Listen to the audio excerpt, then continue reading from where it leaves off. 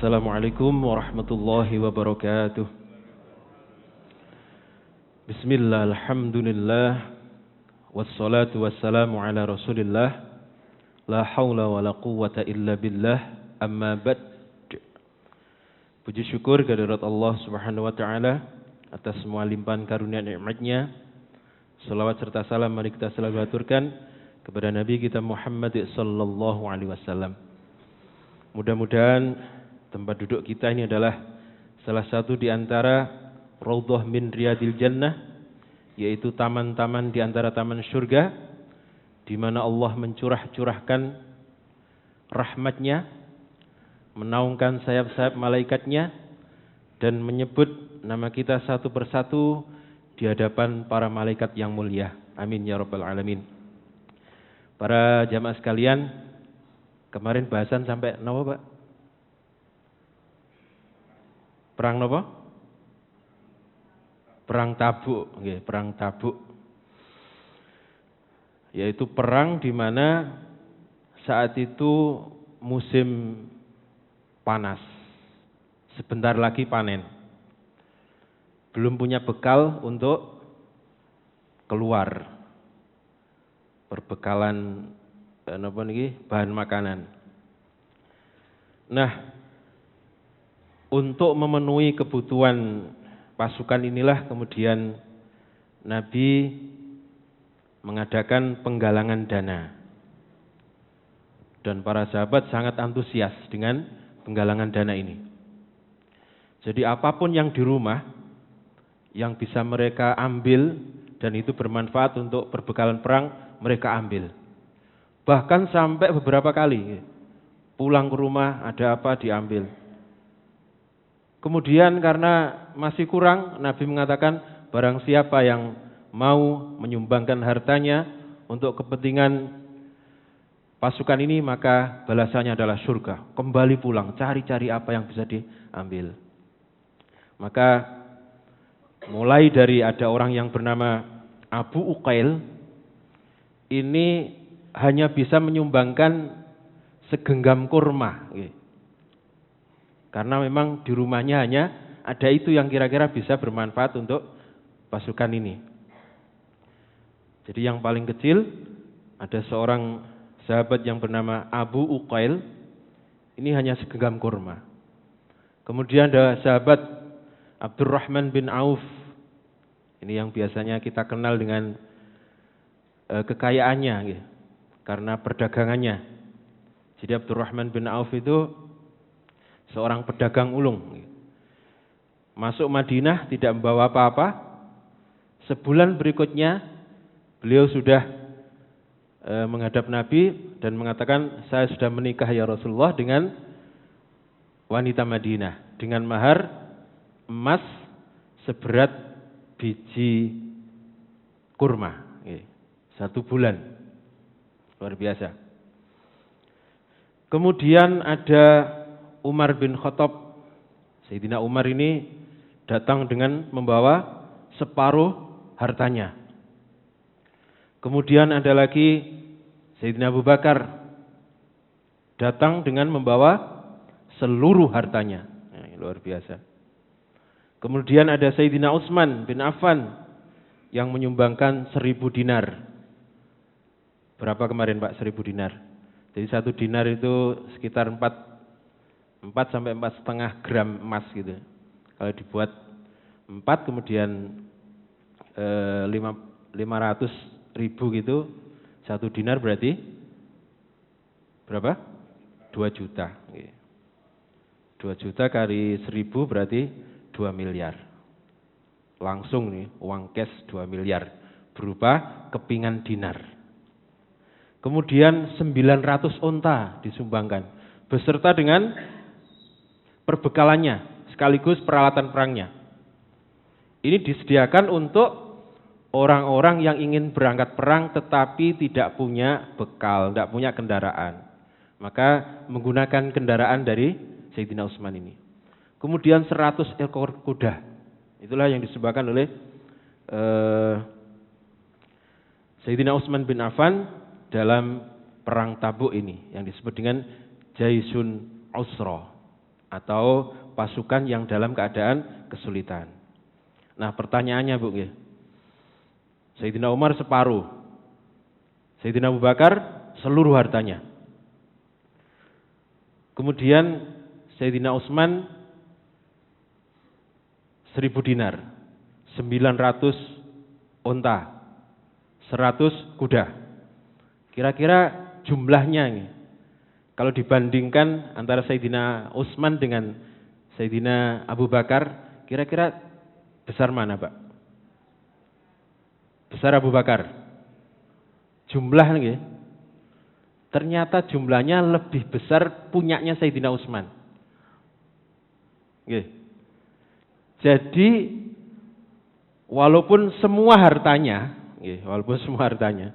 kemarin kalau kita total Bu, Sayyidina Utsman itu kuda, kemudian unta, kemudian uang 1000 dinar itu kira-kira 30 miliar lebih. 30 miliar lebih, 36 atau 38 gitu. Nah, sementara yang disumbangkan Sayyidina Abu Bakar walaupun semuanya itu tidak sampai itu. Berarti Sayyidina Utsman ini kaya raya, Pak. Jadi sebenarnya orang yang paling kaya di zaman itu adalah Sayyidina Utsman. Uang yang sedemikian rupa itu yang disumbangkan Sayyidina Utsman itu belum ada seperempatnya yang dimiliki oleh Sayyidina Utsman. Luar biasa. Itulah Sayyidina Utsman, kaya raya. Beliau hijrah itu dari Mekah ke Madinah. Kalau orang-orang tidak bisa membawa hartanya, Bang. Tetapi Sayyidina Utsman ini, karena memang orang Mekah ini tidak tega dengan Sayyidina Utsman itu. Beliau leluasa membawa itu. Termasuk perkebunan yang di luar Mekah. Jadi hasil kekayaan Sayyidina Utsman itu dari perkebunannya, kemudian dari perdagangannya. Luar biasa. Nah, para jamaah sekalian, walaupun kita ini mungkin diiming-imingi surga, jaminannya adalah surga. Ya surga, tapi ya nanti dulu masuk semuanya gitu. Kira-kira begitu kalau kita. Surga ya surga, tapi ya lihat-lihat lah besok mau makan apa kalau semuanya, seperti Sayyidina Abu Bakar itu. Kira-kira begitu. Nah, kemudian setelah semuanya berkumpul, harta-harta sudah terkumpul, kemudian dihitung-hitung dari perbekalan itu kira-kira bisa memberangkatkan sekitar 30.000 pasukan. 30.000 pasukan. Itu pun kendaraannya harus bergantian. Jadi 1:6 mungkin. Jadi jalan beberapa kilo ganti yang naik. Terus demikian. Sehingga nanti perjalanannya lebih lambat. Nah, kemudian dari mereka yang tidak kebagian kendaraan itu, mereka menghadap Rasulullah, menghadap Nabi. Ya Rasulullah, saya ingin ikut berperang juga. Tetapi saya tidak punya bekal. Saya juga tidak punya tunggangan atau kendaraan. Kemudian apa jawab Nabi? Maaf ya, ini sudah notok 30.000 ini. Maka kemudian orang ini pulang sambil berderayan air mata. Gak bisa perang, gak bisa ikut perang. Ini kesedihan yang luar biasa. Nangis. Kalau kita mungkin alhamdulillah gak sudah perang, selamat. Mungkin begitu. Itulah para sahabat. Pokoknya kalau dijanjikan surga sudah mati-matian. Kemudian ada juga yang pada waktu itu sedang sakit, ingin ikut perang tapi sakit. Dan beberapa hari setelah keberangkatan pasukan ini ternyata badannya sudah agak sehat. Kemudian mereka nyusul walaupun jalan kaki. Dan di antara nanti yang nyusul ada kisah tersendiri yaitu Abu Dzar Al-Ghifari. Ini nanti ada kisah tersendiri. Abu Dzar Al-Ghifari. Nah, para jemaah sekalian, Lalu bagaimana keadaan orang-orang munafik atau apa yang mereka perbuat? Selain mereka mengatakan yang seperti dibawakan atau dikasihkan Abu Uqail tadi, yaitu hanya segenggam kurma. Mereka mengatakan, sedekah kok cuma beberapa butir kurma. Untuk apa itu? Enggak butuh lah kira-kira itu. Paling dimakan 2 orang habis. Kira-kira begitu. Atau bagi yang seperti Sayyidina Utsman ini, mereka mengatakan kalau yang ini paling ya pamer saja. Menyodorkan hartanya yang banyak, paling pamer. Itulah orang-orang munafik ya. Selalu berusaha menggembosi apa yang dikerjakan oleh kaum muslimin. Selain mengatakan demikian, mereka juga mengatakan kepada tetangganya, kepada kerabatnya, janganlah kalian pergi, kondisinya kan panas, sebentar lagi panen. Kalau nanti kurmamu nanti sudah masak, nggak ada yang ngambil terus jatuh semuanya, apa sampean nggak iman? Kira-kira begitu ya. Apa sampean nggak iman? Kurmamu jatuh semuanya di tanah, nggak ada yang ngambil. Maka berkenaan dengan hal yang ini, kemudian Allah menurunkan surat At-Taubah ayat 81, 82. Nanti bisa dicek sendiri. Nah, para jamaah sekalian, di sela-sela keberangkatan inilah ada seseorang yang bernama Jad bin Qais menghadap kepada Nabi, "Wahai Rasulullah, izinkan saya untuk tidak ikut berperang dan jangan membuatku terfitnah." Ini orang munafik ini. Demi Allah, aku ini adalah orang yang mudah jatuh cinta. Aku khawatir nanti kalau sudah sampai Romawi, saya melihat wanita-wanita Romawi yang cantik-cantik itu, kemudian saya tidak bisa bersabar dan terjadilah fitnah. Ini orang model apa ini? Siapa yang ingat ini? Jadi izin kepada Nabi, ya Rasulullah, saya tidak ikut perang. Sebab kalau ikut perang, saya khawatir nanti begitu melihat wanita-wanita Romawi, kemudian saya langsung jatuh cinta dan akhirnya terjadi fitnah. Fitnah maksudnya mungkin perzinaan gitu ya. Mungkin begitu. Nah, kemudian Nabi tetap bersabar. Sebenarnya Nabi tahu bahwa ini adalah orang munafik. Kemudian, baiklah, aku izinkan untukmu. Kemudian turun ayat lagi di surat At-Taubah ayat 49 yang isinya, mereka mengatakan janganlah menjadikan aku terjerumus ke dalam fitnah. Padahal mereka sudah terjerumus ke dalam fitnah. Jadi fitnah dalam bahasa Arab itu beda dengan fitnah yang kita pahami ya. Jadi fitnah itu sebuah kejelekan atau kejadian yang tidak mengenakan, itu namanya fitnah. Kalau kita kan beda. Fitnah itu ada orang menjelekkan kita, nah itu fitnah. Tapi kalau bahasa Arabnya, fitnah itu sebuah kondisi yang tidak mengenakan. Kira-kira begitu. Kemudian lagi ada rombongan. Nah ini rombongan. Kalau tadi kan satu orang, ada rombongan sekarang. Orang-orang munafik juga ini meminta izin kepada Nabi dengan alasan dusta yang dibuat-buat. Tetapi kemudian Nabi lagi-lagi mengizinkan. Lalu Allah menurunkan teguran di surat At-Taubah juga ayat 43. Afallahu anka. Semoga Allah mengampunimu wahai Muhammad. Lima azinta lahum. Kenapa engkau memberikan izin kepada mereka? Hatta yatabayyana laka. Sehingga jelas bagimu.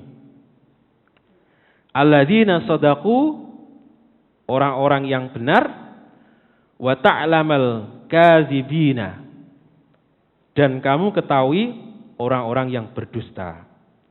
Wahai Muhammad, kalau ada orang yang begitu diteliti dulu alasannya apa, masuk akal apa enggak, benar apa enggak. Kalau sudah jelas, silahkan diizinkan. Kalau belum jelas, jangan langsung diizinkan. Ini ayat teguran kepada Nabi kita Muhammad SAW. Sebab telah memberikan izin kepada orang-orang munafik yang memberikan alasan dusta. Tetapi Nabi belum tabayyun atau klarifikasi dulu. Benar apa salah alasannya itu. Nah, para jamaah sekalian, karena ayat ini turun atau teguran ini, kemudian setelah itu terdengarlah oleh Nabi bahwa ada sekelompok orang yang bermusyawarah di rumah seorang Yahudi yang namanya Suwailim. Musyawarah ini dalam rangka membahas strategi bagaimana cara menggembosi kaum muslimin. Orang-orang munafik nih. Bagaimana caranya menggembosi kaum muslimin supaya tidak ikut perang. Akhirnya karena ayat sudah turun tadi teguran, kemudian Nabi menyuruh para sahabat untuk membakar rumah Yahudi yang bernama Suwailim ini tadi. Kemudian sebelum berangkat ke Tabuk, Nabi kemudian menunjuk Muhammad bin Maslamah Al-Ansari sebagai pemimpin Madinah. Kemudian Sayyidina Ali diberi tugas untuk menjaga keselamatan keluarga Nabi. Kenapa demikian? Sebab di Madinah masih banyak orang-orang yang tidak mau berangkat perang. Dan ini adalah orang-orang munafik. Ini dikhawatirkan ketika pasukan berangkat, mereka membuat ulah. Maka Nabi menunjuk pimpinan umum yaitu Muhammad bin Maslamah dan menunjuk untuk mengurusi keluarga Nabi yaitu Sayyidina Ali. Nah, lagi-lagi orang munafik mengatakan Muhammad itu menunjuk Ali itu karena menantunya supaya tidak ikut perang ke Tabuk, supaya Ali ini selamat, supaya tidak membahayakan Ali.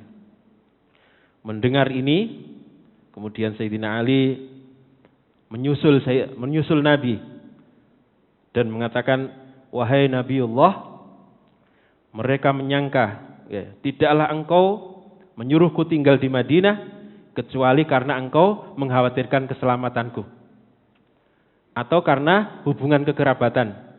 Kira-kira begitu. Lalu apa jawab Nabi? Mereka dusta. Aku menyuruhmu tinggal di Madinah adalah untuk menjaga keluargaku. Pernah dengar kisah nih pemberontakan Majapahit? Itu kan ada pasukan Bayangkari.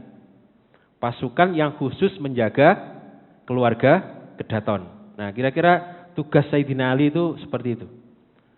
Atau kepala rumah tangga, istana kepresidenan, kira-kira begitu.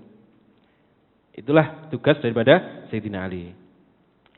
Kemudian lanjut Nabi, tidak relakah jika engkau memiliki kedudukan seperti hanya Harun terhadap Musa. Maksudnya Nabi adalah kalau kamu tinggal di Madinah tidak ikut perang, karena Sayyidina Ali ini senangnya ya perang, disuruh diam ya susah sebenarnya.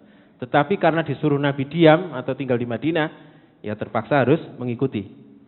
Tidakkah engkau rela bahwa kedudukanmu nanti seperti halnya Harun dengan Musa? Sangat dekat sekali. Harun itu Sayyidina Ali, kemudian Musanya Nabi kita Muhammad SAW. Nah, para jemaah sekalian, apa alasan Nabi menunjuk Sayyidina Ali? Yang pertama adalah karena kekerabatan. Sayyidina Ali ini adalah misanan daripada Nabi. Yang kedua karena pernikahan. Selain misanan juga menantu Nabi. Sehingga Sayyidina Ali dipercaya untuk menjaga keluarga Nabi. Kira-kira begitu. Nah, kemudian pasukan yang berjumlah 30.000 ini berangkat meninggalkan wilayah Madinah. Setiap wilayah yang dilewati, penduduknya merasa ini adalah pasukan yang luar biasa. Takjub. Dari segi mana? Dari segi jumlah. Sebab pasukan yang pernah terkumpul di wilayah Arab itu paling besar sekitar 10.000. Perang Ahzab, kaum musyrikin dan sekutunya hanya bisa mengumpulkan 10.000. Kemudian penaklukan Mekah, kaum muslimin dari Madinah ke Mekah juga hanya bisa mengumpulkan 10.000. Tetapi ini bisa mengumpulkan pasukan sejumlah 30.000. 3 kali lipatnya. Ini adalah pasukan yang besar menurut penduduk Arab. Tetapi bagi Romawi tidak ada apa-apanya, sebab jumlah pasukan mereka sudah ratusan ribu. Di perang Mu'tah kemarin 200.000 melawan 3.000. Itulah yang terjadi. Jadi selain mereka takjub dengan jumlah, mereka juga takjub atas perkembangan daripada Madinah. Perang Badar berapa, Bu? 300-an. Perang Uhud berapa? 700. Perang Khandaq 3.000. Kemudian penaklukan Mekah 10.000. Nah, setelah penaklukan Mekah tidak ada 1 tahun bisa mengumpulkan pasukan 30.000. Luar biasa. Maka setiap wilayah yang dilewati mereka kemudian takjub dan akhirnya nanti langsung bergabung dengan Madinah. Nah, para jemaah sekalian, lalu bagaimana kondisi daripada Tabuk akan kita bahas pada pertemuan yang akan datang. Demikian, kurang lebihnya mohon maaf, mudah-mudahan manfaat. Wassalamualaikum warahmatullahi wabarakatuh.